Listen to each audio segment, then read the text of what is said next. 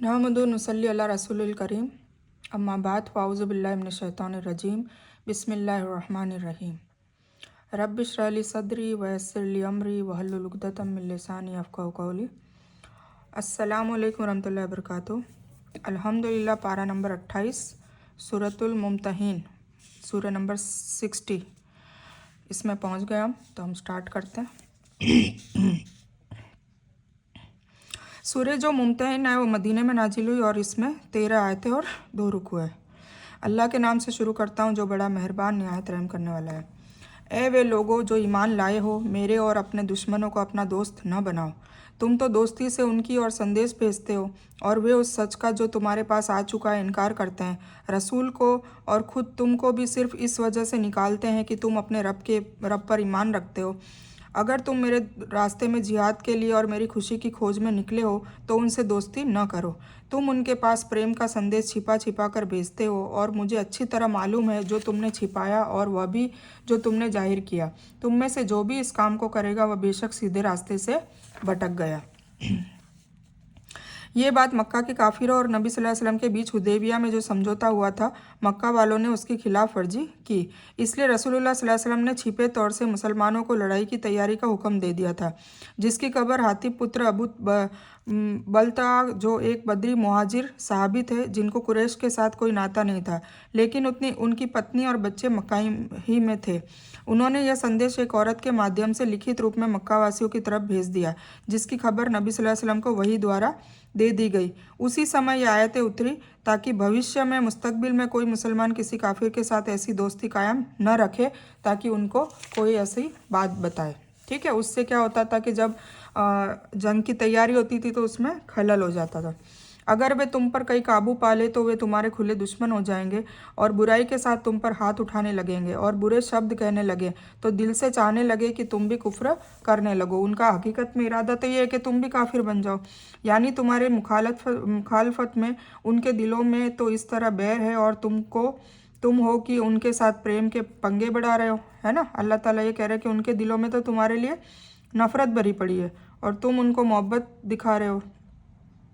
यानी जिस औलाद के लिए तुम काफिरों के साथ प्रेम दिखाते हो यह तुम्हारे कुछ काम नहीं आएगी, फिर उसकी वजह से तुम काफिरों से दोस्ती करके क्यों अल्लाह को नाखुश करते हो। क़यामत के दिन जो चीज़ काम आएगी वह तो अल्लाह और अल्लाह के रसूल सल्लल्लाहु अलैहि वसल्लम की इताअत है, उनकी पैरवी करना है, मतलब उनको हुक्मों का पालन करना है और इसका इंतजाम करो।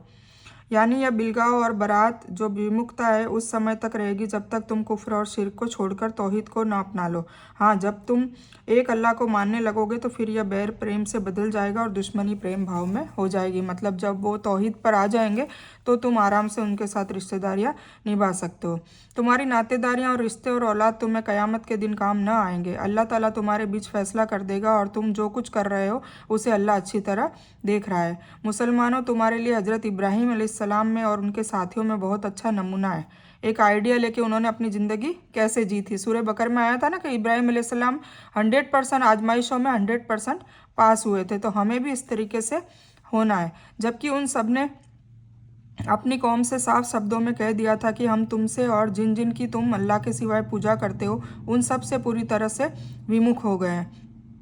हम तुम्हारे अकीदे का इनकार करते हैं और जब तक तुम अल्लाह के एक होने पर ईमान न लाओ तुम में हमेशा के लिए कपट और बैर पैदा हो गई। लेकिन इब्राहिम की इतनी बात तो अपने पिता से हुई थी कि मैं तुम्हारे लिए क्षमा याचना मतलब इस्तगफार करता रहूँगा और तुम्हारे लिए मुझे अल्लाह के सामने कोई हक भी नहीं। ए हमारे रब, तुझ पर ही हमने भरोसा किया और तेरी ही तरफ हम आकर्षित मुतवज्जे होते हैं और तेरी ही तरफ फिर हमें लौटना है। भरोसे का मतलब है तवक्कल का मतलब होता है भरोसा। जाहिरी इस असबाब को अपनाने के बाद मामला अल्लाह के हवाले कर दिया जाए। यह मतलब नहीं कि असबाब को अपनाए बिना ही अल्लाह पर भरोसा दिखा जाए, है ना। मतलब कोई कोशिश ही नहीं करी काम में और अल्लाह पे भरोसा करके बैठ गए। एग्ज़ाम के लिए पढ़ाई नहीं करी और अल्लाह पे भरोसा करके बैठ गए कि अल्लाह ही पास करेगा। तो अल्लाह ने कोशिश करने को कहा है, सारे असबाब बनाओ और फिर उसके बाद अल्लाह पे भरोसा दिखाया जाए। इससे हमको रोका गया है। एक व्यक्ति मतलब बिना असबाब अपनाए अल्लाह पे भरोसा करने पर हमको रोका गया है। एक व्यक्ति नबी सल्लल्लाहु अलैहि वसल्लम की सेवा में हाजिर हुआ और ऊँट को बाहर खड़ा करके भीतर आ गया। ये एग्जाम्पल देखो बताया है। तो आप सल्लल्लाहु अलैहि वसल्लम ने पूछा तो कहा कि मैं ऊँट अल्लाह के हवाले करके आया हूँ। आपने फरमाया कि यह भरोसा नहीं है, पहले उसे बांधो, बांधने के बाद फिर अल्लाह पे भरोसा करो। मतलब पहले असबाब बनाओ, खुला छोड़ दोगे तो कहीं ना कहीं जाएगा ही। ठीक है, तो ये तिरमिजी की हदीस है और ये बता के हमें समझाने की कोशिश की है। तो ए हमारे रब, तुम हमें काफिरों के इम्तिहान में न डाल, और ए हमारे रब हमारी गलतियों को माफ़ कर, बेशक तू ही गालिब और हिकमत वाला है। बेशक तुम्हारे लिए उनमें से अच्छे आदर्श और अच्छी पैरवी है, खास कर हर और उस इंसान के लिए जो अल्लाह और क़यामत के दिन की मुलाकात पर यकीन रखता हो। और अगर कोई मुंह फेरने वाला हो जाए तो अल्लाह ताला पूरी तरह से बेनियाज है और बड़ाई और तारीफ़ के लायक है। क्या ताज्जुब की करीब ही अल्लाह ताला तुम में और तुम्हारे दुश्मनों में प्रेम के पैदा कर दे। अल्लाह ताला को सभी कुदरत है और अल्लाह बड़ा माफ़ करने वाला और रहम करने वाला है। यानी उन्हें मुसलमान बनाकर तुम्हारा भाई और साथी बना दे, जिससे तुम्हारे बीच की दुश्मनी दोस्ती में बदल जाए, प्रेम में बदल जाए। और ऐसा ही हुआ मक्का विजय के बाद। फिर क्या हुआ, पहले मना किया था और फिर उसके बाद जब मक्का फतेह हुआ तो कई लोग मुसलमान हो गए, और ये लोग फिर आपस में मुसलमान होते ही एक दूसरे के नफ़रत जो थी वो मोहब्बत में बदल गई, और जो मुसलमानों के खून के प्यासे थे वो हाथ पांव उनके बन गए, मतलब उनकी और ताकत बन गए। तो अल्लाह इस तरीके से दिलों को फेरता है। तो जिन लोगों ने तुमसे धर्म के बारे में युद्ध नहीं किया और तुम्हें देश से नहीं निकाला, उनके साथ अच्छा सुलूक और एहसान करने और इंसाफ वाला बर्ताव करने से अल्लाह ताला तुम्हें नहीं रोकता। बेशक अल्लाह ताला तो इंसाफ करने वालों से प्रेम करता है। मतलब जो कट्टर नहीं है, हठधर्मी नहीं है, जुल्म नहीं करते, वैसे लोगों से अल्लाह ताला ने नहीं किया कि उनसे तुम कट ऑफ कर लो। उन लोगों से कहा है जो बार बार नुकसान पहुंचाने की कोशिश करते रहते हैं। अल्लाह ताला तुम्हें केवल उन लोगों से प्रेम करने से रोकता है जिन्होंने तुमसे धर्म के बारे में लड़ाइयाँ की, आ गया ना, और तुम्हें देश से निकाला, देश से निकालने वालों की मदद की। जो लोग ऐसे काफिरों से प्रेम करें वो यकीनी तौर से जालिम है। और वो भी क्यों बोला था, हिकमत ये थी कि वो लोग क्या राज जानने के लिए झूठी मूठी मोहब्बतें करके राज ले लेते थे, और फिर जब कोई भी अगर आपस में लड़ाई हो रही है, जंग हो रही है, तो उसमें अपने अपने सीक्रेट्स होते हैं, स्ट्रेटेजी होती है, तो स्ट्रेटेजी पहले ही जान लेते थे, तो उसके हिसाब से वो दांव चलते थे। हालांकि अल्लाह साथ था तो कभी उनको हमेशा गलबा ही हासिल हुआ है कभी कभार को छोड़ के, उसमें भी कई बार मुसलमानों की कुछ गलतियों की वजह से उनको ये भुगतान सहना पड़ा, बाकी हमेशा गलबा ही मिला है, उनकी चालाकियाँ काम नहीं आई। पर फिर भी अल्लाह ताला ये मामला सिखाने की कोशिश कर रहा है। ए ईमान वालों, जब तुम्हारे पास मुसलमान औरतें हिजरत करके आए तो तुम उनकी परीक्षा ले लिया करो। हकीकत में उनके ईमान को अच्छी तरह जानने वाला तो अल्लाह ही है।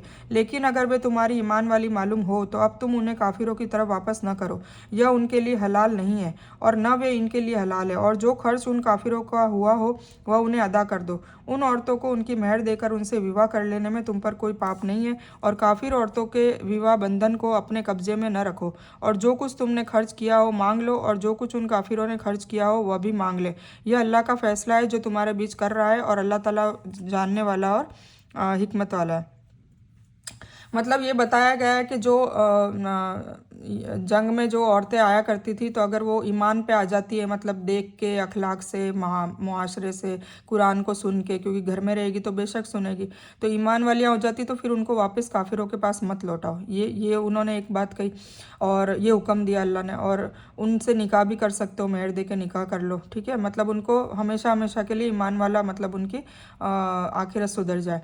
और जो काफिर ही रहना चाहती है, इतना सब कुछ होने के बावजूद भी वो काफिर है, उसको हुज्जत पूरी हो गई, सारी दावत पूरी हो गई, उसको सब पता चल गया, तौहीद, आखिरत, रिसालत सब कुछ पता चल गया, उसके बावजूद भी वो काफिर रहना चाहती है, तो जो कुछ उस पर खर्च किया है वो तुम उनसे मांग लो और उनको काफिरों को लौटा दो, ठीक है। तो इस तरीके से अल्लाह ताला समझ बूझ से काम लेने को कह रहे हैं। और अगर तुम्हारी कोई पत्नी तुम्हारे हाथ से निकल जाए और काफिरों के पास चली जाए, फिर तुम्हें बदले का समय मिल जाए, तो जिनकी पत्नियां चली गई है उन्हें उनके खर्च के समान अदा कर दो, और अल्लाह से डरते रहो और तुम ईमान रखते हो, है ना। पत्नियों के बारे में ये है कि उनको अगर वो कुफर में चली जाती है तो तुम उन्हें तलाक दे दो, वरना उन्हें जो भी खर्चा है वो देकर तुम वापस उससे ले सकते हो। यहाँ इससे मुराद विवाह बंधन है। मतलब यह है कि अगर पति मुसलमान हो जाए और पत्नी उसी तरह काफिर और मुशरिक रहे तो पत्नी को अपने विवाह में रखना जायज़ नहीं है, उसे तुरंत तलाक देकर अपने से अलग कर दिया जाए। और इस हुक्म के बाद हज़रत उमर रज़ियल्लाहु तआला अन्हु ने अपनी 2 मुशरिक पत्नियों को और हज़रत तलहा पुत्र उबैदुल्लाह ने अपनी पत्नी को तलाक दे दिया था। इब्ने कसीर में है। हाँ, अगर पत्नी किताब या यहूदी और ईसाई हो तो उसे तलाक देना जरूरी नहीं है, क्योंकि उनसे विवाह जायज़ है। इसलिए अगर वह पहले से ही बीवी के रूप में तुम्हारे पास है तो इस्लाम कबूल करने के बाद उसे अलग करने की ज़रूरत नहीं है। ये शुरुआती दौर का माहौल है, जब किसी का पति इस्लाम में आता था, किसी की पत्नी आती थी, तो फिर बाद में अगर उनके पति को देखकर बीवी भी, अगर मियाँ को देखकर बीवी भी अगर इस्लाम में आ जाती तो कोई वो नहीं था, पर उसके बावजूद वो कुफ्र में रहती तो फिर उसको तलाक देने के लिए कहा गया था।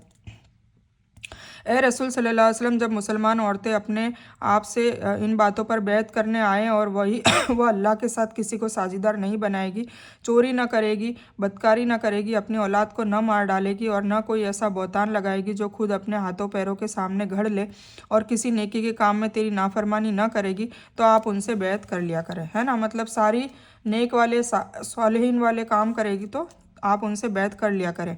यह बैत उसी समय लेते जब औरतें हिजरत करके आती थी, जैसा कि सही बुखारी तफसीर सूरह मुम्तहना में आता है। इसके अलावा मक्का के विजय के दिन में भी आपने कुरैश की औरतों से बैत ली थी। बैत लेते समय आप सल्लल्लाहु अलैहि वसल्लम केवल जुबानी वादा लेते, किसी औरत के हाथ को नहीं छूते थे और उनके लिए अल्लाह से माफ़ी मांगते। बेशक अल्लाह ताला माफ़ करने वाला है, दयालु है। ए मुसलमानों, तुम उस कौम से दोस्ती न रखो जिन पर अल्लाह का अजाब आ चुका है, जो आखिरत से इस तरह निराश हो चुके हैं जैसे कि मुर्दे कब्र वालों से काफिर मायूस है। इससे कुछ ने यहूद, कुछ ने मुनाफिक और कुछ ने काफिर मुराद लिया है। यह आखिरी बात ही ज़्यादा सही है, क्योंकि इसमें यहूद और मुनाफिक भी आ जाते हैं। इसके सिवा सभी काफिर ही अल्लाह के अजाब में मुस्तहिक है। काफिर किसको कहते हैं? जो अल्लाह की आयतों को न मानता हो उसे, है ना। काफिर ही अल्लाह के अजाब में मुस्तहिक है। इसलिए मतलब यह होगा कि किसी भी काफिर से दोस्ती का रिश्ता न रखो, जैसा कि यह विषय कुरान के कई जगहों पर बयान किया गया है।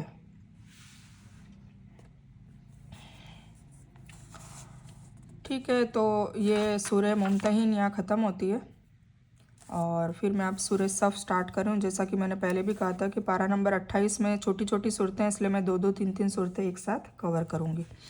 औज़ुबिल्लाहि मिनश शैतानिर रजीम, बिस्मिल्लाहिर्रहमानिर्रहीम। सूरह सफ़ मदीने में नाजिल हुई। इसमें 14 आयतें और 2 रुकू है। अल्लाह के नाम से शुरू करता हूँ जो बड़ा मेहरबान निहायत रहम करने वाला है। आकाशों और धरती की हर चीज़ अल्लाह ताला की पाकीज़गी बयान करती है और वही गालिब और हिकमत वाला है। ए ईमान वालो, तुम वह बात क्यों कहते हो जो करते नहीं। मतलब जो चीज़ करते नहीं हो वो चीज़ कहते क्यों, है ना। मुनाफिकत क्यों करते हो। तुम जो करते नहीं उसका कहना अल्लाह ताला को नापसंद है। मतलब जो चीज़ तुम करते ही नहीं वो कहा मत करा करो। इस सूरह के नुज़ूल की वजह में आता है कि कुछ सहाबा नबी के सहचर आपस में बातें कर रहे थे। अल्लाह को जो अमल सबसे ज़्यादा प्यारा है वह रसूलुल्लाह सल्लल्लाहु अलैहि वसल्लम से पूछने चाहिए ताकि उसके मुताबिक अमल किया जाए, किंतु आपके पास जाकर पूछने की हिम्मत कोई नहीं कर रहा था। इस पर अल्लाह ने यह सूरह उतार दी। कौन सी? सूरह सफ़। बेशक अल्लाह ताला उन लोगों को प्रिय रखता है जो उसके रास्ते में सफ़ बस्ता होकर जिहाद करते हैं। मतलब एकजुट होकर जिहाद करते हैं। जिहाद का क्या मतलब था? कोशिश करना। जैसे कि शीशा पिलाई हुई इमारत होती है। मतलब जब शीशा पिला के इमारत बनी जाती है तो शीशे एकजुट हो जाते हैं, पता ही नहीं चलता कौन सा टुकड़ा कौन सा, सब एकल हो जाते हैं। और याद करो जब मूसा ने अपने समुदाय, अपने कौम से कहा कि है मेरी कौम के लोगों, तुम मुझे क्यों पीड़ित कर रहे हो, मतलब मुझे क्यों दुखी कर रहे हो, जबकि तुम्हें अच्छी तरह मालूम है कि मैं तुम्हारी तरफ अल्लाह का रसूल हूँ।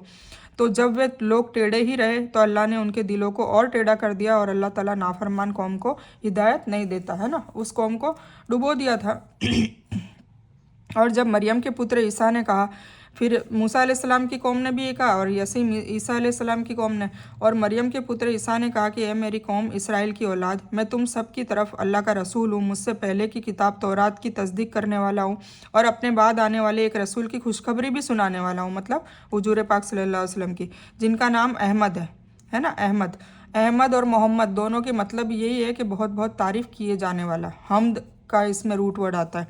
फिर जब वह उनके सामने साफ निशानियां लाएंगे तो वे कहने लगे कि यह तो खुला जादू है। ईसा अलैहिस्सलाम ने पहले ही अपनी कौम को ये बता दिया था ताकि वो हुजूर पाक सल्लल्लाहु अलैहि वसल्लम जब आए तो उनकी पैरवी करने लगे, पर ऐसा बहुत कम लोगों ने किया। यह जानते हुए भी कि हज़रत मूसा अलैहिस्सलाम अल्लाह के सच्चे रसूल है, इसराइल की औलाद उन्हें अपने मुंह से कष्ट देती थी, मतलब लान तान करती थी, यहाँ तक कि कुछ जिस्मानी ऐब उनके मंसूब करती थी, जबकि वह रोग उनमें था ही नहीं। मतलब मूसा अलैहिस्सलाम शर्मीले थे, कपड़े नहीं उतारते थे, तो उनको ये कहती थी कि इनके दाग है, धब्बे हैं, कुछ ना कुछ कोई कोड़ है, ऐसा सब ये इल्ज़ाम लगाती थी। और ईसा अलैहिस्सलाम की कहानी का बयान इसलिए किया कि इसराइल की औलाद ने जैसे इस दूत मतलब मूसा अलैहिस्सलाम की नाफरमानी की, वैसे ही उन्होंने हज़रत ईसा अलैहिस्सलाम का भी इनकार किया। इसमें नबी अलैहिस्सलाम को तसल्ली दी जा रही है कि ये यहूद तो आप सल्लल्लाहु अलैहि वसल्लम ही के साथ ऐसा नहीं कर रहे, बल्कि इनका तो पूरा इतिहास है कि इन्होंने सारे रसूलों को इस तरह से ही झुटलाया है, तो ये इतिहास भरा पड़ा है। तो इसीलिए ये कहानी कुछ इसलिए भी है कि हुजूर पाक से सब मायूस ना हो, क्योंकि यहूदी नसारा और उन मक्का कुफ़ार मक्का सब उनको जलील करते थे, दिल से मतलब लान तान करते थे, अनाउज़ुबिल्लाह मजनून, पागल, जादूगर, पता नहीं जो मन में आए वो कह देते थे। तो कभी कभी मायूस होते थे हुजूर पाक से तो उनको तसल्ली बार बार पिछली कहानियों को, पिछले रसूलों की चर्चा करके तसल्ली दी जा रही है कि ये यहूदी ऐसे नहीं है, ये कौम तो हमेशा से ही ऐसी रही है। यह हज़रत ईसा अलैहिस्सलाम ने अपने बाद आने वाले आखिरी रसूल हज़रत मोहम्मद सल्लल्लाहु अलैहि वसल्लम की खुशखबरी सुनाई, जैसे कि नबी सल्लल्लाहु अलैहि वसल्लम ने फरमाया कि मैंने अपने पिता इब्राहिम की दुआ और ईसा की खुशखबरी का मिस्दाक हूँ, मतलब मैं उसकी तस्दीक करता हूँ, उसकी सच्चाई कर रहा हूँ कि इब्राहिम अलैहिस्सलाम ने जो दुआ मांगी थी कि मेरे नस्ल में से एक ऐसा मेरा फर्जंद हो, चाहे वो एक ही हो, ऐसे भी कहा था, चाहे वो एक ही हो और वो हमारी किताबों की तस्दीक करने वाला हो और अल्लाह का कानून जैसा कि अल्लाह ने बताया वैसा का वैसा ही बयान करने वाला हो, उसमें मिलावट करने वाला ना हो। तो हुजूर पाक सल्लल्लाहु आए थे। और उस इंसान से ज़्यादा जालिम कौन होगा जो अल्लाह ताला पर झूठ गढ़े, जबकि वह इस्लाम की तरफ बुलाया जाता है और अल्लाह ऐसे जालिमों को हिदायत नहीं देता।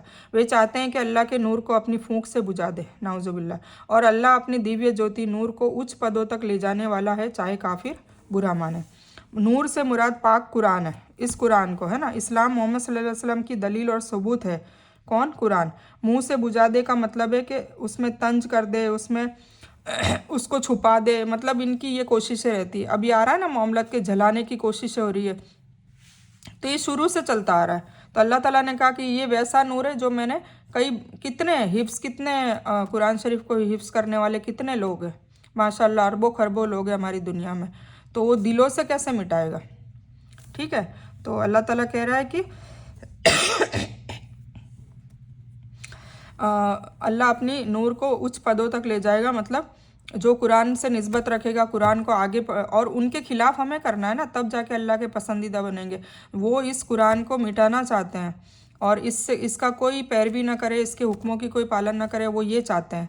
इसीलिए तो जो वेस्ट वाली जो पश्चिमी जो कल्चर है वो हमारे बच्चों को क्यों बिगाड़ने की कोशिश कर रहा है, क्योंकि हम कुरान के खिलाफ चले ना, कुरान के खिलाफ हो जाता है ना, गाने सुनना, जितने भी ज़ीनाखोरी करना, हराम की चीज़ें सुनना और कई चीज़ें, फैशन करना, बेपर्दगी, बेशर्मी, ये सब क्या है? ये सब वहीं का कल्चर आ रहा है ना, यहूदी का, बनी इसराइल का, कि हमारी नस्लें ऐसी हो जाए। मोबाइल का इजाद क्यों किया? ताकि पॉर्न वीडियोस देखे बच्चे, नस्लें ख़राब हो। तो ये सारी चीज़ें हमें समझने की बहुत ज़रूरत है। तो जब कुरान दिलों में बैठ जाएगा, दिमाग में बैठ जाएगा, तो फिर हम ऐसी हरकतों से बहुत बचने की ज़्यादा हमारी उम्मीद हो जाती है। तो इसलिए अल्लाह ताला ने कहा कि वे चाहते हैं कि अल्लाह के नूर को अपनी फूंक से बुझा दे, मतलब कुरान पाक को, और अल्लाह अपनी नूर को उच्च पदों तक ले जाने वाला है, चाहे काफिर बुरा माने। वही है जिसने अपने रसूल को सल्लल्लाहु अलैहि वसल्लम को हिदायत और सच्चा दीन देकर भेजा ताकि उसे दूसरे सभी धर्मों पर गालिब कर दे, चाहे मूर्ति पूजक नाखुश हो। ए ईमान वालों, क्या मैं तुम्हें वह व्यापार बताऊं जो तुम्हें कष्टदायी अजाब से बचा ले, मतलब एक ऐसा व्यापार का मतलब है कि ऐसा सौदा बताऊं मैं आपको।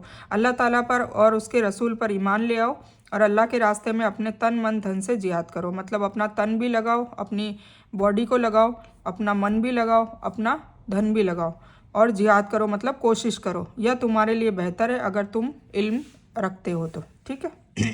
तो ये अल्लाह ताला ने क्या कहा है कि ये ऐसा सौदा है कि जिससे तुम अजाब से बच जाओगे। इस कर्म में मतलब यानी ईमान और जिहाद को व्यापार से व्यंजित ताबीर किया है, इसलिए कि इसमें भी उन्हें व्यापार की तरफ फ़ायदा होगा। और वह फ़ायदा क्या है? जन्नत में एक तो एंट्री मिलेगी और जहन्नम से आज़ादी मिलेगी। और इससे बड़ा फ़ायदा क्या होगा? इस बात को दूसरी जगह पर इस तरह बयान किया है कि अल्लाह ने मोमिनों से उनकी जान और मालों का सौदा जन्नत के बदले में कर लिया है। तो फिर अपनी जान और माल से इतनी मोहब्बत न करो, तुम्हें इसके बदले क्या मिलने वाली है? जन्नत। अल्लाह ताला तुम्हारे गुनाह माफ़ कर देगा और तुम्हें उन जन्नतों में पहुंचाएगा जिनके नीचे नहरें बह रही होगी, और साफ घरों में जो अदन के स्वर्ग में होंगे। मतलब अदन का मतलब देखना पड़ेगा क्या है, स्वर्ग में होंगे। ये बहुत बड़ी कामयाबी है, मतलब जन्नतों में जाएंगे। और तुम्हें एक दूसरा भी वो इनाम देगा जैसा जिसे तुम चाहते हो, वह अल्लाह की मदद और जल्द फतेह। और ईमान वालों को खुशखबरी दे दो। मतलब इस्लाम का परचम फैलाना जो हर मोमिन की इच्छा होती है कि भाई इसको आम करे, कुरान को आम करे और जगह जगह इस्लाम को फैलाएं, अल्लाह ताला का दीन फैलाए। अल्लाह ताला के राह में खर्च करने वालों का क्या सबसे बड़ी खुशखबरी है कि ज़्यादा से ज़्यादा लोग ईमान वाले हो जाए। तो अल्लाह ताला ये भी कह रहा है कि अल्लाह की मदद ज़रूर आएगी और जल्द से जल्द ऐसा भी तुम्हें मिल जाएगा। और इसके बाद मरने के बाद आखिरत में जन्नत तो देगा ही, मतलब दुनिया में भी तुम्हें फतेह देगा और आखिरत में भी। ए ईमान वालों, तुम अल्लाह की मदद करने वाले बन जाओ, है ना? आ गया ना? अल्लाह की मदद मतलब अल्लाह की किताब की आगे से आगे लोगों तक बयान करना। जिस तरह हजरत मरियम के पुत्र ईसा ने हवारियों से कहा था कि कौन है जो अल्लाह के रास्ते में मेरा मददगार बनेगा, तो उनके दोस्तों ने कहा कि हम अल्लाह के रास्ते में मददगार हैं। तो इसराइल की औलाद में से एक गुट तो ईमान ले आया और एक गुट ने कुफर कर लिया। तो हमने ईमान वालों की उनके दुश्मनों की तुलना में मदद की, तो वे विजयी हो गए। सभी हालतों में अपने वादों और अमलों के जरिए भी और धन और जान के द्वारा भी, जब भी, जिस समय भी और जिस हालात में भी अल्लाह और उसके रसूल सल्लल्लाहु अलैहि वसल्लम अपने धर्म की सहायता मदद के लिए पुकारे, तो तुम तुरंत उनकी पुकार पर कहो और हम मौजूद हैं, जैसे हवारियों ने ईसा अलैहिस्सलाम की पुकार पर कहा था। ये उस वक्त के सहाबाओं को भी वार्निंग दी जा रही है और हमारे लिए भी दी जा रही है। यह यहूदी थे जिन्होंने ईसा अलैहिस्सलाम की नबूवत का इनकार ही नहीं किया, बल्कि उन पर उनकी माँ पर इल्ज़ाम भी लगाया। कुछ कहते हैं कि यह मतभेद और बिखराव उस समय हुआ जब हज़रत ईसा अलैहिस्सलाम को आसमान पर उठा लिया गया। एक ने कहा कि ईसा के रूप में अल्लाह ही धरती पर प्रकट हुआ था, जैसे सनातन धर्म में इस दूतों को अवतार मानते हैं, और अब फिर वह आकाश पर चला गया। और एक फ़िरका याकूबिया कहलाता है। नस्तूरिया फ़िरका ने कहा कि वह अल्लाह के पुत्र थे, पिता ने पुत्र को आकाश पर बुला लिया है। तीसरे ने कहा कि वह अल्लाह के बंदे और उसके रसूल थे। यही फ़िरका सही था, मतलब 3 फ़िरके पड़ गए थे। ठीक है, याकूबिया जो था वो नाउज़ुबिल्लाह उन्होंने तो वो बना दिया था, मतलब बहतान लगा दिया था कि मरियम अलैहिस्सलाम कहाँ से लेकर आई है ईसा अलैहिस्सलाम को। और दूसरों ने इतनी मोहब्बत करी, जो नस्तूरिया फ़िरका था वो अल्लाह के बेटे नाउज़ुबिल्लाह ईसा अलैहिस्सलाम को कहते थे। और तीसरे वो सच्चे ईमान वाले थे, उस वक्त के मुसलमान थे, जो ये कहते थे कि ये अल्लाह के बंदे और रसूल है, जैसे कि हम हुजूर पाक सल्लल्लाहु अलैहि वसल्लम को कहते हैं अल्लाह के बंदे और रसूल है। वो अब्दुहु व रसूलु है ना, कलमा है ना, वअशहदु ला इलाहा इल्लल्लाहु वअशहदु अन्ना मुहम्मदन अब्दुहु व रसूलु। मोहम्मदन अब्दुहु अल्लाह के बंदे हैं और रसूल सल्लल्लाहु अलैहि वसल्लम है। ठीक है, तो ये सूरह सफ़ यहाँ पर ख़त्म हो गई। आई होप आपको समझ में आ गई होगी। हम सूरह जुमा भी ले लेते हैं क्योंकि इसमें 11 आयतें हैं, इंशाल्लाह कर लेते हैं इसको कंप्लीट। तो औज़ुबिल्लाहि मिनश शैतानिर रजीम, बिस्मिल्लाहिर्रहमानिर्रहीम। सूरह जुमा मदीने में नाजिल हुई और इसमें 11 आयतें और 2 रुकू है। अल्लाह के नाम से शुरू करता हूँ जो बड़ा मेहरबान और रहम करने वाला है। आकाशों और धरती की सभी चीज़ें अल्लाह की तस्बीह बयान करती है, जो बादशाह और बड़ा पाक है, गालिब और हिकमत वाला है। वही है जिसने अनपढ़ लोगों में उन्हीं में से एक रसूल भेजा। ठीक है, मतलब अरब जो थे वो अनपढ़ माने जाते थे, अहले किताब पढ़े लिखे माने जाते थे। तो अल्लाह ताला ने अनपढ़ लोगों में से ही एक रसूल भेजा, जो उन्हें उसकी आयत पढ़कर सुनाता है और उनको पाक करता है और उन्हें किताब और हिकमत सिखाता है। बेशक ये उससे पहले साफ भटकावे में थे, और दूसरे के लिए भी उन्हीं में से जो अब तक उनसे नहीं मिले, और वह और हिकमत वाला है, गालिब और हिकमत वाला है। यह अल्लाह की फ़जल है, जिसे चाहे अपनी फ़जल अता करे, और अल्लाह ताला बड़ा फ़जल वाला है। नबी सल्लल्लाहु अलैहि वसल्लम जुम्मा की नमाज में सूरह जुम्मा और सूरह मुनाफिकून पढ़ा करते थे। ये सही मुस्लिम में आया है। फिर भी इनका जुम्मा की रात को ईशा की नमाज में पढ़ना सही रिवायत से साबित नहीं है। हाँ, एक कमज़ोर रिवायत में ऐसा आता है। बाकी वल्लाहु आलम। जिन लोगों को तौरात के अनुसार काम करने का हुक्म दिया गया फिर उन्होंने उस पर काम नहीं किया, उनकी मिसाल उस गधे जैसी है जो बहुत सी किताबें लादे हुए हैं। अल्लाह की बातों को जुठलाने वालों की बहुत बुरी मिसाल है और अल्लाह ऐसे जालिमों को हिदायत नहीं देता। मतलब जिनको अल्लाह ताला ने तौरेत दी मूसा अलैहिस्सलाम की कौम को, बनी इसराइल को, उनको जो जो हुक्म दिया, जैसे कुरान में भी हमको हुक्म दिया है ना, तो हम अगर मान लो उसको मानते नहीं है तो हम उनकी मिसाल कैसे, जैसे वो भी तौरात को नहीं मानते थे, तौरात को छुपा भी ली गई थी। हमारे पास कम से कम ये तो अफजल बात है कि हमारी कुरान को बदल सकने की किसी में हिम्मत नहीं है, क्योंकि अल्लाह ताला ने इसका क़यामत तक जिम्मा ले रखा है इसकी हिफाजत का। पर वो तौरात को तो बदल दी गई थी। तो फिर अल्लाह ताला कह रहा है कि उनकी मिसाल उस गधे जैसी है जिसने बहुत सी किताबें पीठ पे लादी हुई तो है, पर उसको समझ भी नहीं सकता और ना उस पर अमल कर सकता है। तो अल्लाह ताला ने ऐसी मिसाल बनी इसराइल को बताया है। कह दीजिए कि यहूदियों, अगर तुम्हारा दावा है कि तुम अल्लाह के दोस्त हो दूसरे लोगों के सिवाय, तो तुम मौत की कामना करो अगर तुम सच्चे हो। मतलब ये झूठे झूठे बोलते थे ना कि हम तो जन्नती हैं, हमें तो दुनिया में भी इतनी सारी नेमतें दे रखी है, हमारे ही ख़ानदान में से सब रसूल और नबी निकले और हम जन्नत में भी जाएंगे। तो अल्लाह ताला कहता है कि अगर तुम इतनी पक्की तुम्हें पता है तो तुम मर के दिखाओ, फिर मैं बता दूंगा कि तुम्हें जन्नत मिलेगी या दोजख। यह मौत की तमन्ना कभी नहीं करेंगे और ये करेंगे भी नहीं, क्योंकि इनको पता है इनके अमल कैसे हैं, उन अमलों की वजह से जो अपने हाथों अपने पहले इन्होंने भेज रखे है ना। इनको पता है, जैसे हम लोगों को पता होता है हमने गुनाह किया या सवाब किया है, तो इंसान मौत की तमन्ना वही करेगा जिससे पता होता है कि भाई मैंने बहुत सारे नेकियां कर ली, मैंने ये कर लिया वो कर लिया और मुझे गुमान है कि अब अल्लाह ताला मुझे माफ़ कर देगा और मुझे जन्नत देगा। अदरवाइज़ जिसने गुनाह भरे पड़े हुए होते हैं तो मौत का वक्त आता है तो वो बहुत डरता है। उसे ये तो चाहे उसे ये सब चीज़ें ना पता हो, आयतें ना पता हो, पर उसे डर तो लगेगा, खौफ लगेगा कि कहीं मरने के बाद मेरे साथ क्या हो जाए।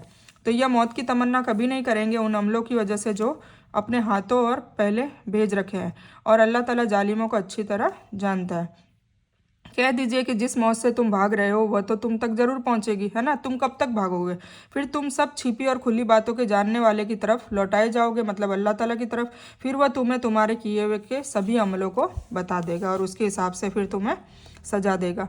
तो असफार सिफर का बहुवचन है, मायने हैं बड़ी किताब। किताब जब पढ़ी जाती है तो इंसान उसके मायनों में सफ़र करता है, इसलिए किताब को भी यात्रा कहा जाता है ना। जैसे अभी हम पढ़ रहे हैं तो हमें कई बार नहीं ऐसा होता है, मुझे तो महसूस होता है कि हम उस कौम में ही पहुंच गए, हम खड़े हैं वहाँ पे और वो सारी व्यू देख रहे हैं, तो ऐसे हम खो जाते हैं। तो हम भी ये जब किताब पढ़ते हैं तो हम सफ़र में ही होते हैं, है ना। तो ये सफ़र बताया गया है, इसलिए किताब को भी सफ़र कहा जाता है।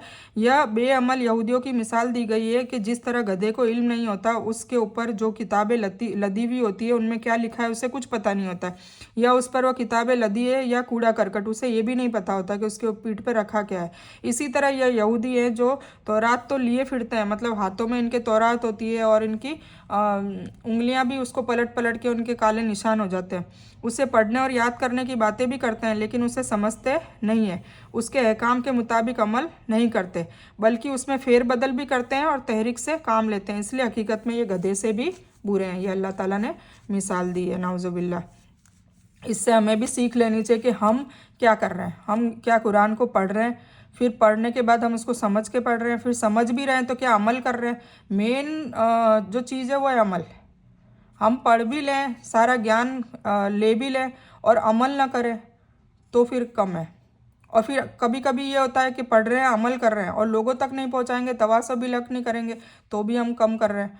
और फिर तवासो भी सब्र, चारों चीज़ होनी चाहिए तब जाके जन्नत वाजिब है।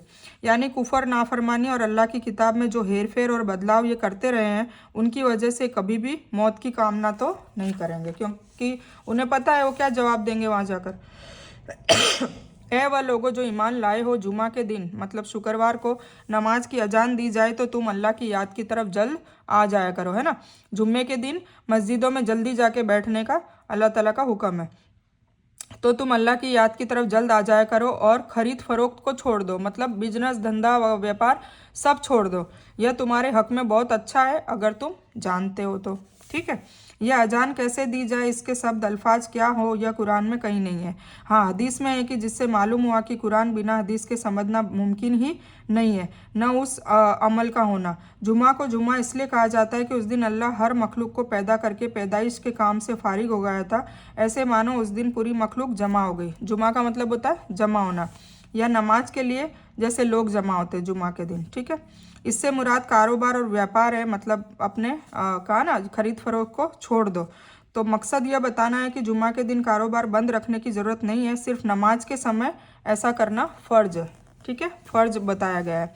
फिर जब नमाज हो जाए तो धरती पर फैल जाओ, फिर नमाज पढ़ लो, फिर उसके बाद तुम फैल जाओ, जो तुम्हें बिजनेस वगैरह तुम कर रहे हो वहाँ चले जाओ, और अल्लाह की फजल को खोजो, मतलब रोजी को, रिस्क को ढूंढो, और अल्लाह का बहुत ज़्यादा जिक्र करो ताकि तुम कामयाबी हासिल कर लो। ठीक है, और जब कोई सौदा बिकता देखें तो कोई तमाशा दिखाई पड़ जाए तो उसकी तरफ दौड़ जाते हो और आपको खड़ा ही छोड़ देते हैं। आप कह दीजिए कि अल्लाह के पास जो कुछ है वह खेल और तिजारत से अच्छा है, और अल्लाह ताला सबसे अच्छा रिस्क देने वाला है। मतलब कई बार ये उन लोगों के लिए बताया गया है जैसे मुनाफिकीन थे, तो वो क्या करते थे, हुजूर पाक सल्लल्लाहु अलैहि वसल्लम कोई दीन की बात बताते थे तो वो कोई दूसरा कोई सौदा होता था तो उनको छोड़ के भाग जाते थे। तो ये इसलिए बताया जा रहा है कि भाई इस तरीके से तुम लोग ना करो। ठीक है, और ये हमारे लिए भी है कि जब हम दीन की बात कोई बताया जा रहा है तो उसे ध्यान से सुने, उसे अमल करें। ऐसे नहीं कि उससे सुनी अनसुनी कर दी, और कोई जैसे इस्तीमे में लोग जाते हैं, बयान में जाते हैं, कहीं भी जैसे यहाँ पर भी सुन रहे हैं, और जब तक वो चल रहा है तब तक तो उनका दिल बिल्कुल ईमान से पाक और तरोताज़ा हो रहा है, शैतान से दूर हो रहा है। ऐसा उनको लग रहा है कि अब बस शैतान के वसवसे में हम आने ही नहीं वाले हैं। और जैसे ही ये बंद हो जाता है, ये सुनना बंद हो जाता है, या कोई ऐसी महफिल से हम लोग आ जाते हैं तो फिर हमारा किरदार और सब बिल्कुल उससे विपरीत हो जाता है। हम वो सारी बातें जो हमें समझाई गई होती है, झूठ सच गिबत कीना तकब्बुर जो भी है हमारे मामलात में, जो भी लड़ाई झगड़े, तो वो सब हम भूल जाते हैं और फिर वापस वैसे के वैसे हो जाते हैं। तो अल्लाह ताला ने कहा ऐसे ना करो। उसको अल्लाह का जिक्र करने का क्या मतलब है कि अल्लाह को हमेशा 24 घंटे ये याद रखो कि अल्लाह का कैमरा चल रहा है, तो हमें हर चीज़ में बसते रहना है, बसते रहना, बसते रहना है। समझ गए? तो ये बात है। तो सूरे जो हमने 3 सूरे अल्हम्दुलिल्लाह कवर कर दिए। सूरे सबसे पहली सूरे थी सूरे मुमतहिन, सेकंड सूरे सफ़, और थर्ड थी सूरे जुमा। ठीक है, तो हम सूरे मुनाफिकून भी कर लेते हैं। ठीक है, आउज़ुबिल्लाहि मिनश शैतानिर रजीम, बिस्मिल्लाहिर रहमानिर रहीम। सूरे मुनाफिकून मदीने में नाजिल हुई, इसमें 11 आयतें और 2 रुकू है। अल्लाह के नाम से शुरू करता हूँ जो बड़ा मेहरबान निहायत रहम करने वाला है। मुनाफिकुन से मुराद अब्दुल्ला बिन उबे और उसके साथी हैं। ये जब नबी सल्लल्लाहु अलैहि वसल्लम की खिदमत में हाजिर होते तो कस्में खा खा कर कहते थे कि आप सल्लल्लाहु अलैहि वसल्लम अल्लाह के रसूल हैं। तेरे पास जब मुनाफिक आते हैं तो कहते हैं कि हम इस बात के गवाह हैं कि बेशक आप अल्लाह के रसूल हैं, और अल्लाह ताला जानता है कि आप बेशक उसके रसूल हैं। और अल्लाह गवाही भी देता है कि मुनाफिक निश्चित रूप से झूठे हैं। मतलब ये झूठ झूठ बोलते थे, मुंह पे कुछ और पीठ पीछे कुछ, वो वाली सिफत वाले लोग हैं ना मुनाफिकुन, जो क़यामत तक पाए जाएंगे, हर घर में पाए जाएंगे। तो अल्लाह ताला ऐसी मुनाफिकत से हमें बचाए। उन्होंने अपनी कस्मों को ढाल बना रखा है तो अल्लाह के रास्ते से रुक गए। बेशक बुरा वह काम है जिसे ये कर रहे हैं। मतलब कसम भी खा रहे हैं झूठी झूठी, है ना, और अंदर से गलत गलत सोच रहे हैं। उनके तर्जुमा यह है कि इन्होंने शक और शुबा पैदा करके अल्लाह के रास्ते से रोक रखा है। यह इस वजह से है कि ईमान लाकर दोबारा काफिर हो गए तो उनके दिलों पर मोहर लगा दी गई। अब ये नहीं समझते, है ना। जब बार बार अल्लाह की आयतें सुनाई जाए और फिर भी वो बंदा ना माने तो फिर अल्लाह ताला उसके दिलों पे मोहर लगा देता है, फिर उसको वो बात समझ में ही नहीं आती, है ना। तो अल्लाह ताला ऐसी जो दिलों पे मोहर लगाने वाली बात है, अल्लाह ताला हमको भी बचाए। क्योंकि अगर हम शिद्दत से दीन सीखने की लालच नहीं करेंगे तो अल्लाह ताला हकीकत में मोहर लगा देगा, और फिर मरते दम तक हमें ये बातें समझ में नहीं आएगी। जब समझ में ही नहीं आएगी तो फिर अमल कैसे करेंगे, और जब अमल नहीं करेंगे तो फिर हमारे गुनाह बढ़ते जाएंगे नाउज़ुबिल्लाह, और फिर हमें सज़ा में कब्र का अजाब और जहन्नम की आग मिल सकती है। तो अल्लाह ताला हम सबको इस चीज़ से बचाए। इससे मालूम हुआ कि अवसरवादी मुनाफिक की वजह काफिर भी है। ठीक है, जब आप उन्हें देख ले तो उनके शरीर आपको आकर्षक लुभावने मालूम होंगे। जब ये बातें करने लगेंगे तो उनकी बातों पर आप अपना कान लगाएं, जैसे कि लड़कियां हैं दीवार के सहारे से लगाई हुई और हर ऊंची आवाज़ को अपने खिलाफ समझते हैं। वही हकीकी दुश्मन है, उनसे बचो, अल्लाह उन्हें नाश करे, कहाँ फिरे जाते हैं। यानी अपनी जिस्मानी डिलडोर और जाहिली शक्ल व सूरत और भलाई की कमी में ऐसे हैं जैसे दीवार पर लगाई हुई लकड़ियाँ हों। ठीक है, सॉरी, मैंने लकड़ियों की जगह लड़कियां पढ़ लिया था, सॉरी, माफ़ी चाहती हूँ। लकड़ियां हो जो देखने में तो अच्छी लगती है लेकिन किसी को फ़ायदा नहीं पहुंचा सकती, यह मुब्तदा है और इसका लुप्त जो पोशीदा है। और मतलब यह है कि रसूलुल्लाह सल्लल्लाहु अलैहि वसल्लम की महफिल में ऐसे बैठते हैं जैसे दीवार से लगी हुई लकड़ियां हैं, जो कोई बात समझती है न जानती है। मतलब दिखावा तो ऐसे कर रहे हैं कि खूब सुन रहे हैं ध्यान से और जाके अमल करेंगे, पर वो कुछ सुन भी नहीं रहे और कुछ भी नहीं कर रहे। पर हुजूर पाक सल्लल्लाहु अलैहि वसल्लम को अल्लाह ताला ये सारी चीज़ें वही के रूप में बता दिया करते थे। ठीक है, तो उन्हें तो सब कुछ पता चल जाता था कि कौन मुनाफिक है, कौन नहीं है, कौन मोमिन है। तो ये बात है। और जब उनसे कहा जाता कि आओ तुम्हारे लिए अल्लाह के रसूल तौबा करें, तो अपने सिर मोड़ लेते हैं और आप उन्हें देखेंगे कि फ़क्र करते हुए रुक जाते हैं। मतलब रुक जाते हैं कि मेरे लिए क्या तौबा करेंगे, नाउजुबिल्लाह, मतलब मैं तो पहले से जन्नती हूँ। तो इस तरीके से फ़क्र करते हैं। उनके हक़ में आपका माफ़ी की दुआ करना और ना करना दोनों बराबर है, उनको कोई फ़र्क ही नहीं पड़ता। अल्लाह ताला उनको कभी माफ़ न करेगा। बेशक अल्लाह ताला ऐसे फासिकों को रास्ता नहीं दिखाता, मतलब ऐसे झूठों को नहीं दिखाता। अगर किसी निफाक की हालत में मर गए तो उनके लिए माफ़ी भी नहीं है। हाँ, अगर वह जीवन में कुफर और निफाक से तौबा कर लें तो और बात है, उनके लिए माफ़ करना मुमकिन है।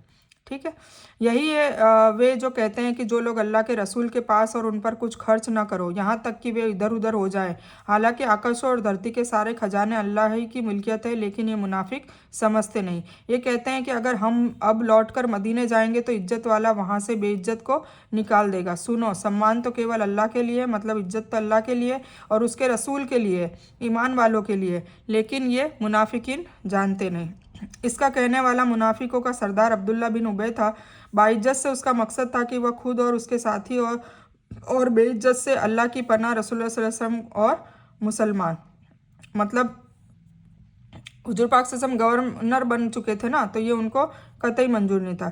यानी इज्जत और गलबा केवल अल्लाह के लिए, वह अपनी तरफ से जिसको चाहे इज्जत और गलबा दे, जैसा कि वह अपने रसूलों और उन पर ईमान लाने वालों को इज्जत और कामयाबी अता करता है, न कि उनको जो नाफरमान हो। यह मुनाफिकों के कौल का खंडन किया है। इज्जत का मालिक केवल अल्लाह ताला है और बाइज्जत भी वही है जिसे वह बाइज्जत समझे, न कि वह जो खुद को बाइज्जत या जिसे दुनिया वाले बाइज्जत समझे। अल्लाह ताला के करीब बाइज्जत सिर्फ और सिर्फ ईमान वाले होंगे, काफिर और मुनाफिक नहीं। अल्लाह ताला का कहना है कि जो दुनिया में इज्जत वाले लोग हैं, बहुत बड़े शोहरत वाले हैं, बहुत बड़े गलबे वाले हैं, अल्लाह ताला उनको कोई इज्जत नहीं देने वाला।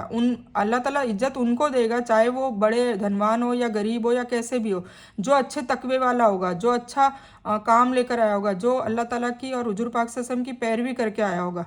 ठीक है ना, जो कुरान के हिसाब से चलकर आया होगा दुनिया में, तो उसको अल्लाह ताला इज्जत देने वाला है। तो अल्लाह ताला कह रहा है कि मैं इस कैटेगरी से इज्जत वाला समझूंगा। ठीक है, तो ये ईमान वालों, तुम्हारा धन और तुम्हारी औलाद तुम्हें अल्लाह की याद से गाफिल न कर ले, है ना। फिर ये बताया जा रहा है कि कहीं तुम्हारी औलादों की वजह से, तुम ज़्यादा धन प्राप्ति की वजह से कहीं अल्लाह ताला की याद में मतलब अल्लाह ताला की याद करने से ही रह जाओ, उसमें कंजूसी करने लग जाओ या उसमें सुस्ती करने लग जाओ या करो ही नहीं और अल्लाह ताला के अहकामों को भी नहीं मानो, हराम हलाल ना समझो और हराम तरीके से कमाने लग जाओ। तो ये सारी चीज़ें ये एक सेंटेंस में ही आ जाती है। ठीक है, तो हमें सतर्क किया गया है कि ए ईमान वालों, तुम्हारा धन और तुम्हारी औलाद तुम्हें अल्लाह की याद से गाफिल न कर दे, और जो ऐसा करेगा वह बड़े ही नुकसान उठाने वाले लोग हैं। और जो कुछ हमने तुम्हें अता कर रखा है उसमें से हमारे रास्ते में उससे पहले खर्च करो, है ना। जो भी कर रखा है, चाहे एक रोटी है तो आधी रोटी कर लो, पौनी रोटी कर लो। वो 1 अरब वाला जब लाख रुपए करेगा तो उससे कहीं कहीं गुना ज़्यादा मानी जाएगी। कि तुम में से किसी को मौत आ जाए तो कहने लगे कि ए मेरे रब, मुझे तू थोड़ी देर की छूट क्यों नहीं देता, मैं दान दूं और सालेहीन लोगों में से हो जाऊं।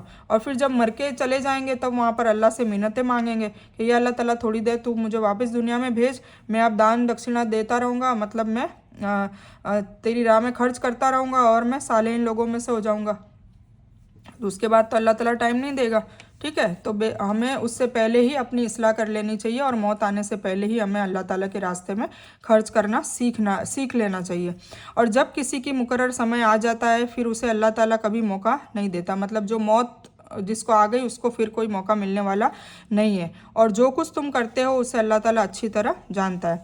यानी माल और औलाद की मोहब्बत का तुम पर इतना असर न हो जाए कि तुम अल्लाह के बतलाए हुए हुक्मों और कर्तव्यों से बेफिक्र हो जाओ और अल्लाह की मुकर्रर की हुई हलाल और हराम की सीमाओं को की भी फिक्र न करो, है ना। आ गया ना, हलाल हराम का भी समझो नहीं। मुनाफिकों की चर्चा के बाद तुरंत इस चेतावनी की तंबी का मकसद ही यही है कि यह मुनाफिकों का तरीका है जो इंसान को नुकसान में डालने वाला है।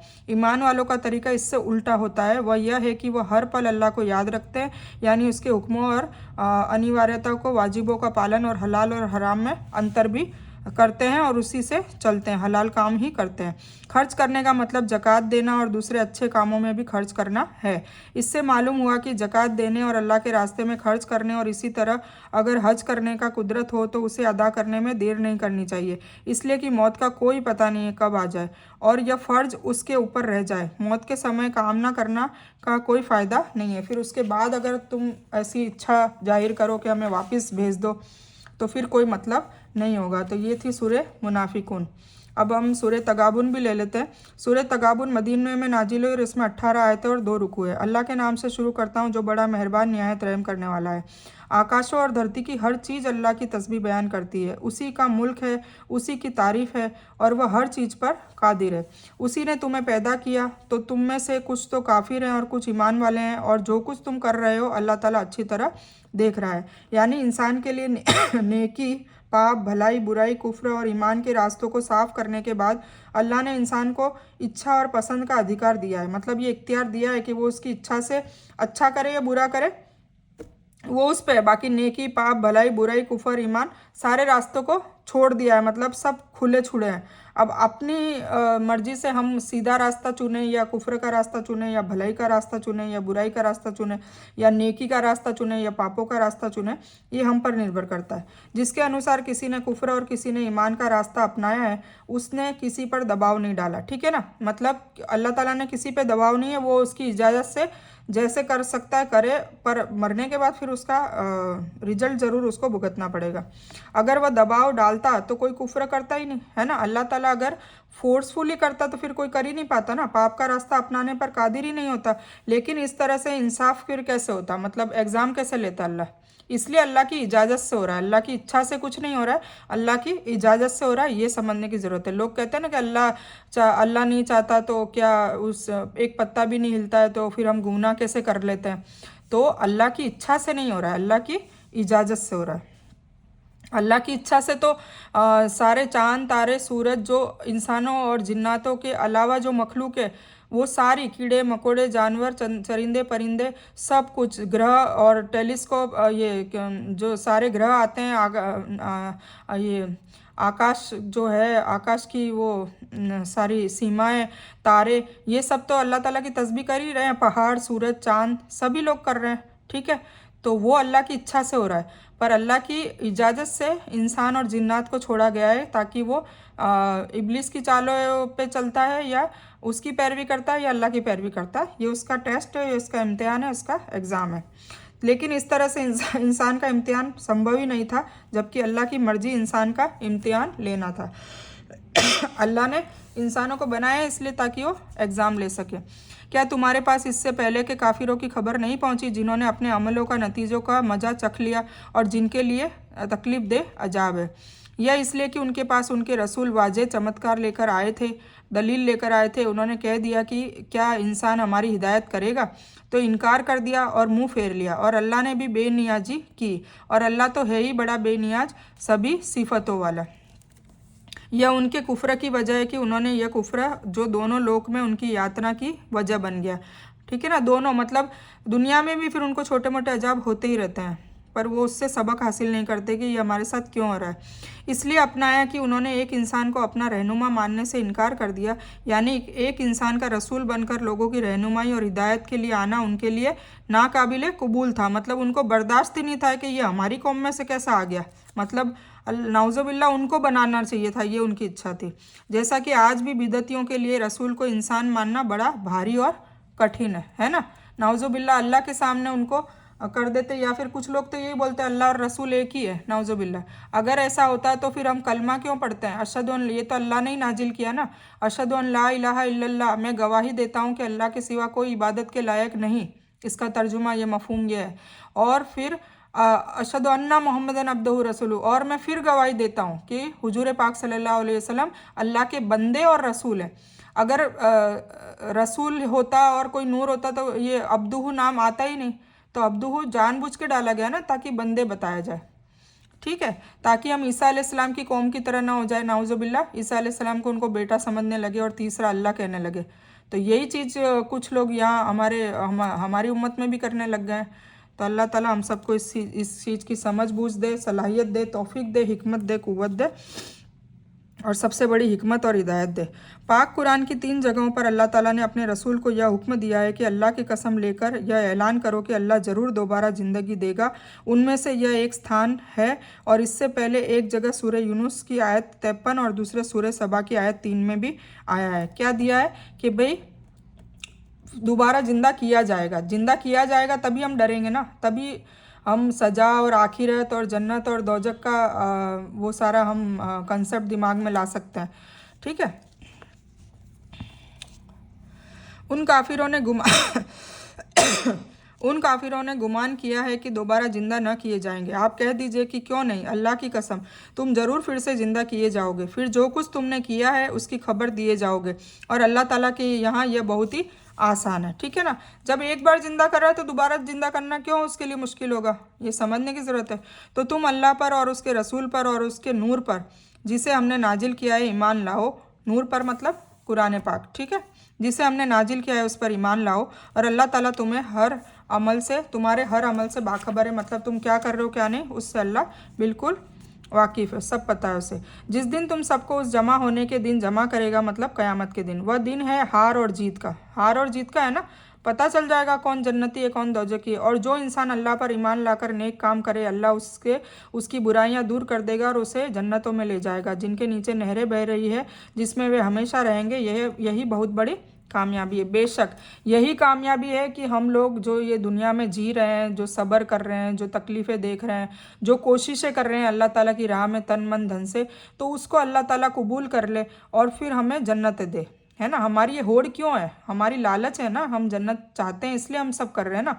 अगर कोई एम नहीं होगा, एमलेस तो लाइफ होती ही नहीं है, किसी का एम ही नहीं होता कुछ, तो फिर वो कुछ भी नहीं करता है, ठीक है। तो हमारा एम क्या है कि हम जन्नतों में जाएं बिना दोजक के अजाब और बिना जहन्नम के अजाब से, ठीक है ना, इंशाल्लाह आमीन। और जिन लोगों ने कुफर किया और हमारी आयतों को झुठलाया, वे सभी जहन्नम में जाने वाले हैं, जिसमें वे हमेशा रहेंगे, वह बहुत बुरी जगह है। कोई मुसीबत अल्लाह की इजाज़त के बिना नहीं पहुंच सकती, और जो अल्लाह पर ईमान लाए अल्लाह उसके दिल को हिदायत देता है, और अल्लाह हर चीज़ को अच्छी तरह जानने वाला है। सबसे बड़ी नेमत क्या है? हिदायत देना।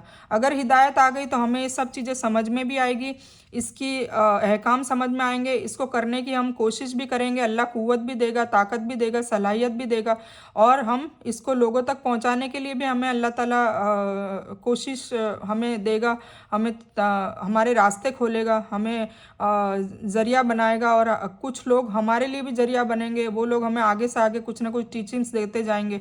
तो ये सारी चीज़ें अल्लाह होती रहती है जब हम कोशिश करते हैं। तो लोगों अल्लाह के हुक्म की पैरवी करो और रसूल के हुक्म का पालन करो। वह अतिउल्लाह व अतिउर रसूल हर जगह आएगा, देखिए वह अतिउल्लाह व अतिउर रसूल, ये आयत बहुत बार आई है और हमें इसी का पालन करना है।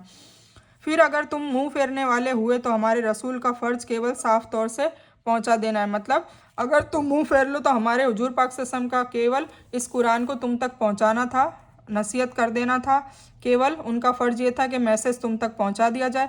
अब तुम मानो नहीं मानो ये तुम्हारी मर्जी, ठीक है।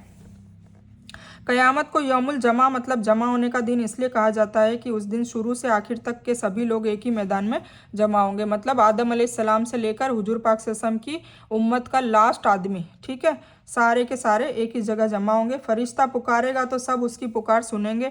हर एक की नज़र आखिर तक पहुंच जाएगी, क्योंकि बीच में कोई चीज़ आड़ भी नहीं बनेगी। दुनिया चटियल मैदान हो जाएगी, पहाड़ बहाड़ पेड़ वेड़ सब खत्म हो जाएंगे, ठीक है। आप सल्लल्लाहु अलैहि वसल्लम कह दीजिए कि बेशक सभी अगले पिछले ज़रूर जमा किए जाएंगे एक मुकर्रर दिन के समय। ये सूरह वाक़िया की 49 और 50 आयत में भी आया हुआ है।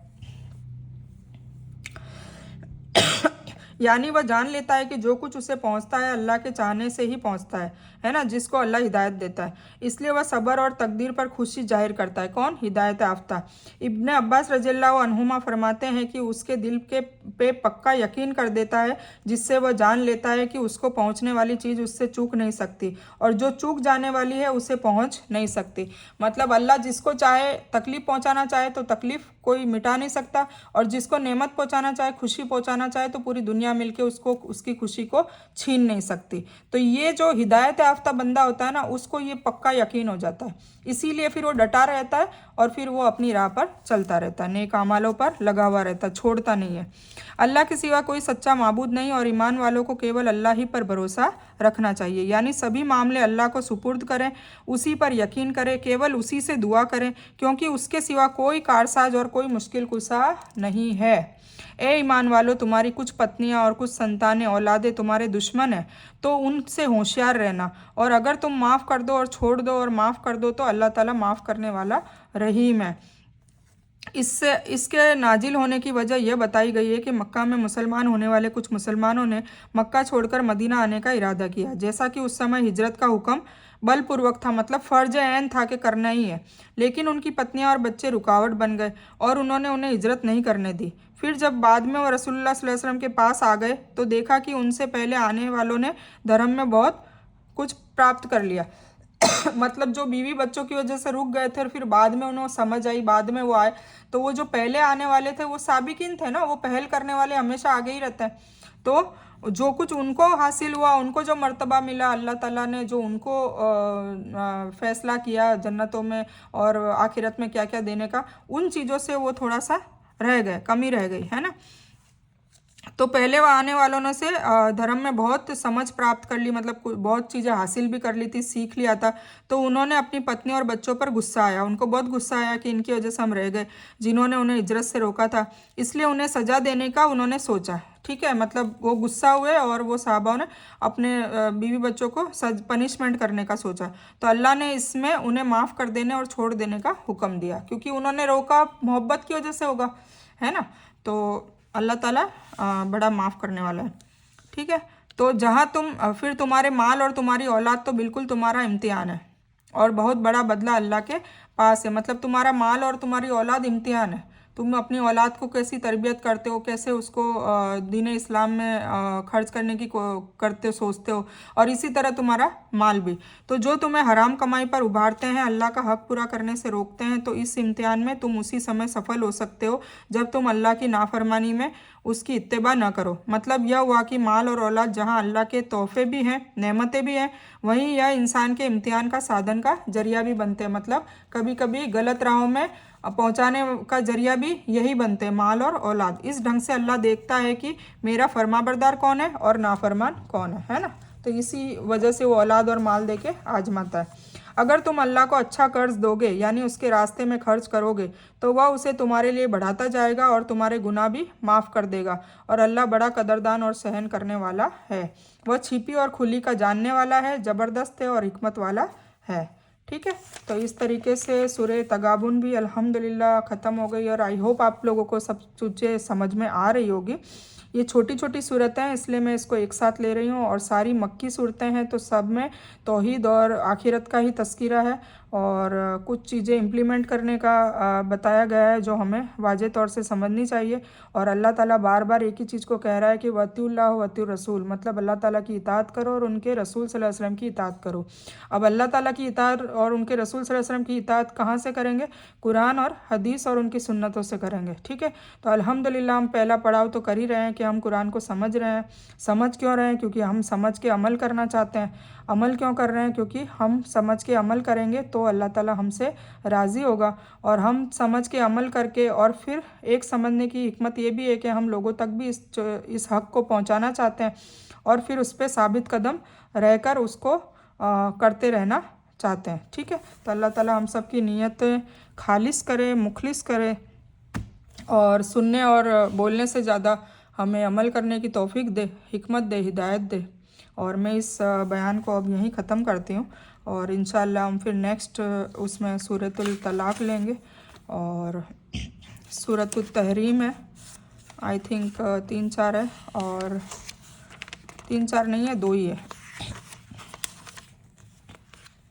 तो इंशाल्लाह हम 28वां पारा नेक्स्ट में ख़त्म कर देंगे, और फिर हम सूरह 29 हमारा शुरू हो जाएगा, सूरह मुल्क, जो हम हर ईशा की नमाज के बाद पढ़ा करते हैं, पढ़नी चाहिए।